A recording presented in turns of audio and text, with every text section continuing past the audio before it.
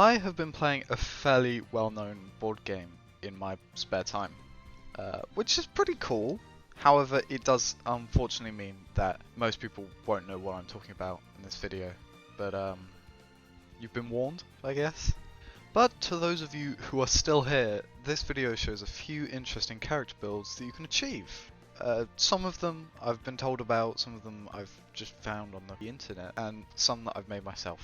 They are without magic items unless granted because Artificer, and feats are allowed but only by replacing the ability score improvements that you would just gradually get through progression, and the maximum level for the builds are going to be level 20. First we have a speed build. Pick a Debuxy as your race as you get the feline agility feature allowing you to double your speed without dashing. At base speed of 30, this is pretty powerful, allowing you to dash 120 feet in one turn without any spells. However, we can increase the base speed of our little cat friend here with the monk class. Reaching level 18 in the monk class gives us a bonus of 30 to our speed, reaching a lovely 60 feet of speed per turn. This can further be increased to 70 feet with the mobile feat. Lastly, take 2 of your remaining levels and put them into fighter, giving you the power of action surge, allowing you to take an additional action. So here's how to reach your top supersonic speed. Activate your feline agility feature, bringing your speed up to 140 feet. Then spend a key point to use Step of the Wind, taking the dash action. This allows you to dash as your action and dash again as a bonus action, leaving you with a speed of 560 feet. Using your action granted by your action surge to add another dash on top of that, leaving you with 840 feet per turn. Now this should hopefully cover most of what you need, but if you happen to have a wizard or sorcerer on your side, then they can cast haste on you, allowing you to dash once more. This brings your speed up to 1,120 feet per turn. And well, if you couldn't walk on water already with the monk class, you certainly can now. Second, a resistance build. First, begin with at least 3 levels into Barbarian, choosing Path of the Totem as your subclass. With the bear as your totem spirit, when raging you gain resistance to all forms of damage except psychic, which is pretty good, so I think we'll stop there on that one. But you want more?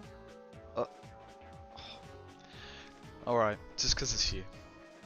Next, take either 6 levels into Sorcerer with Aberrant Mind from Tasha's Cauldron as your subclass. This will give you resistance to psychic damage constantly and will show that barbarians are supposed to be tanks, not attackers. Alternatively, you can spend 10 levels into Warlock, picking the Great Old One as your subclass, if you want your DM to feel extra foolish for thinking you don't have resistance to psychic damage. This Cthulhu-esque patron gives you the resistance to psychic damage you're looking for, but also deals damage you were dealt onto the monster that dealt it. With this combo you can achieve resistance to all forms of damage when raging, meaning you take half as much damage from every attack that's made against you. Third, a skill build. Start with Little Half-Elf. This gives you 2 skills of your choice to have proficiency in. For your first class, you're going to be taking 3 levels into Rogue. Rogue gives you 4 skills of your choice from a quite varied list, and also expertise to increase them further. Choose Scout as the subclass for the Rogue, as this will grant you proficiency in Nature and Survival, which both have expertise. For your next class, take 3 levels into Bard. This gives you 1 skill of your choice and some expertise. Choose the College of Law as your subclass, as this will give you an additional 3 skills of your choice to have proficiency in. Take 2 levels into Cleric and grab the Knowledge Domain class, which gives you 2 out of Arcana, History or Religion. They also have expertise. Additionally, at 2nd level, you can use your Channel Divinity to gain proficiency in any skill you like for 10 minutes. The next class you should take is Warlock. Do this for 2 levels and get access to the evocations. From that list you're going to want to get Beguiling Influence. This gives you proficiency in Deception and Persuasion. Lastly, spend at least 3 levels into Fighter and pick up the Cavalier subclass. This grants you an additional skill. However, putting 3 more levels into Fighter unlocks 2 ability scoring improvements for you to play with. We'll be turning those into Skilled and Skill Expert feats. which grant 3 more additional skills of your choice, and another skill, but this one has expertise, respectively. That brings the total amount of skills with proficiency bonus added to be 19 skills, some of which have expertise added on, not to mention Jack of Trades from the Bard. Oh my goodness. Lastly, a defense build. You begin with the Artificer from Tasha's Cauldron, subclassing into the Armorer. This gives you access to heavy armor, we'll be choosing plate, and gaining access to the infusions. Grab a shield to increase your AC to 20. Now this is pretty high, but it isn't quite good enough, so I think we can go a bit further. Next, what you're going to want to do is infuse your plate armor, the chest piece. This brings your AC to 22.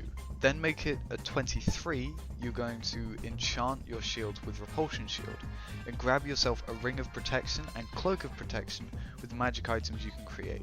This gives you a total of 25 to your AC, which is pretty good for only level 14. But I bet we can get even higher. Take at least one level into Cleric with the Forge Domain as your subclass. Using your Blessing of the Forge on your helmet will give you an armor of +1 to your AC, without getting into the diplomatic discourse that comes when discussing if arcane armor counts as a magic item. If it was, you wouldn't be able to infuse it. Which is pretty good. But I bet we can go even higher. Providing that you take only one level into Cleric, then you have 5 levels left over before you reach level 20, the maximum. Take those 5 levels into Wizard and grab the Shield spell. This spell increases your AC by 5 when you are hit with an attack. Moreover, if you take the School of Abjuration as your subclass, then you gain access to Arcane Ward, which gives you some temporary hit points whenever you cast an Abjuration spell, which Shield is. To summarise, this build gives you a constant AC of 26. If you cast the Shield of Faith spell, it causes you to have an AC of 28 for 10 minutes. And finally, if you are ever hit with an attack, you can use your reaction to cast the Shield spell to give you an additional 5 to your AC. Meaning your final AC would equal a grand total of 33. Take that, barbarians. This was quite a wild video today, and I had loads of fun making it. So if you're feeling generous, it would be fantastic if you hit the subscribe button and maybe the like button if you haven't already. But bye.